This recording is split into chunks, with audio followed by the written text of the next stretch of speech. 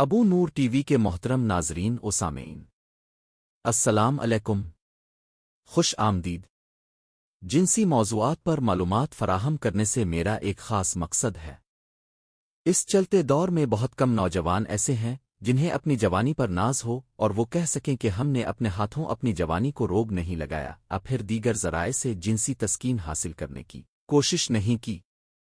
آج کل کے نوجوان فاحش فلموں اور گندی تصاویر، شہوانی جذبات بھڑکانے والے ناول، یورپ کے طرز معاشرت اپنانے اور اب ٹک ٹاک کی بھڑکتی آگ کی وجہ سے مکمل بالغ ہونے سے قبل ہی جنسی فعل کی خواہش کا شکار ہو جاتے، اور اس خواہش کی تکمیل کے لیے زیادہ تر نوجوان خود لذتی مشت زنی میسٹر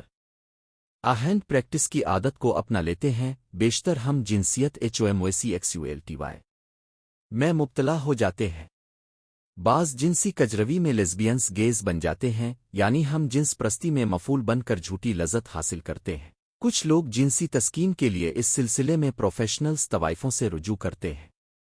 بھوک پیاس جیسی فطری خواہشوں کی طرح جنسی تسکین کی خواہش بھی ایک فطری خواہش ہے جو کہ قدرت کی طرف سے انسان کو طبعی طور پر عطا کی گئی ہے۔ سورہ روم آیت نمبر 21 میں اللہ تعالیٰ فرماتا ہے،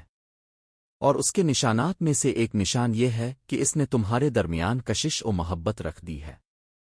اس تسکین، کشش و محبت اور خواہش کا اعلیٰ مقصد اور اہم غرض بقائے نسل انسان ہے، لیکن انسان چونکہ فطری طور پر حریص واقع ہوا ہے، اس لیے وہ اس قوت کا وقت بے وقت جگہ بے جگہ استعمال کر کہ اپنے آپ کو اس نعمت خداوندی سے محروم کر لیتا ہے، اور مختلف جنسی نفسیاتی اور خبیث امراض و عادات کا شکار ہو جاتا ہے، جن میں مشت زنی، ہم جنسیت، کثرت احتلام، ذکاوت، حس نامردی، ضعف با جریان، صورت انزال، سوزاک، آتشک اور ایڈز سر فہرست ہیں۔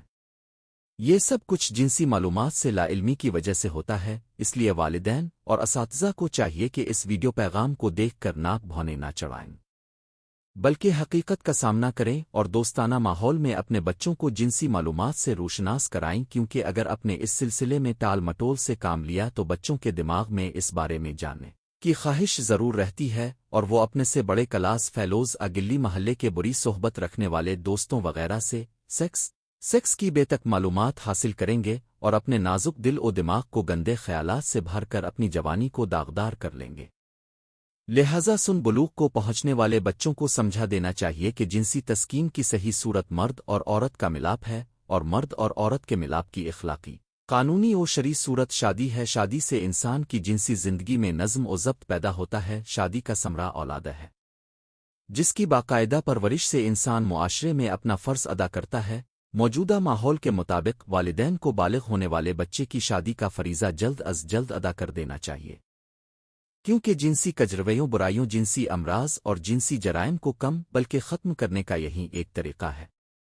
مزید اپنے ازدواجی معاملات اور ہر قسم کی جنسی معلومات کے لیے میرا YouTube چینل وزٹ کریں، اور اگر پسند آئے تو ضرور سبسکرائب کر دیجیے گا۔